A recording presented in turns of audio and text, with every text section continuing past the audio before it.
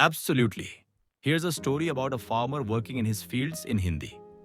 सूरजमुखी का सपना एक समय की बात है। एक छोटे से गांव में रामू नाम का एक किसान रहता था। उसकी पूरी दुनिया उसके खेत थे, जहां वह सुबह से शाम तक मेहनत करता था। ज्येष्ठ की तपती धूप हो या पूस की कड़कड़ाती ठंड, रामू हमेशा अपने खेतों में पाया जाता। आज का दिन भी कुछ ऐसा ही था। सुबह का सूरज अभी अभी अपनी सुनहरी किरणें बिखेर रहा था और रामू अपने हल के साथ खेत में उतर चुका था। उसकी कमीज पसीने से भीगी हुई थी और उसके हाथों पर कड़ी मेहनत के निशान थे, लेकिन उसके चेहरे पर एक अजीब सी शांति और संतोष था। वह मिट्टी की खुशबू को महसूस कर रहा था, जो उसे अपनेपन का एहसास कराती थी। रामू के खेत छोटे जरूर थे, लेकिन वह उन्हें अपनी संतान से कम नहीं मानता था। एक एक दाना जो वह बोता था, उसे बड़े प्यार और उम्मीद से देखता था।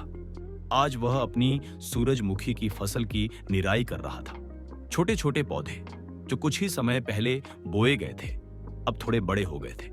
रामू झुककर एक एक खरपतवार को ध्यान से हटा रहा था, ताकि सूरजमुखी के पौधों को पूरी खुराक मिल सके। काम करते हुए रामू के मन में कई विचार चल रहे थे।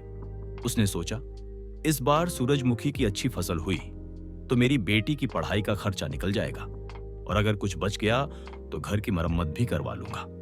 उसकी आंखों में एक सपना तैर रहा था, अपनी बेटी को स्कूल जाते देखना और अपने छोटे से घर को थोड़ा और बेहतर बनाना। दोपहर होते होते सूरज अपनी पूरी तपिश दिखाने लगा।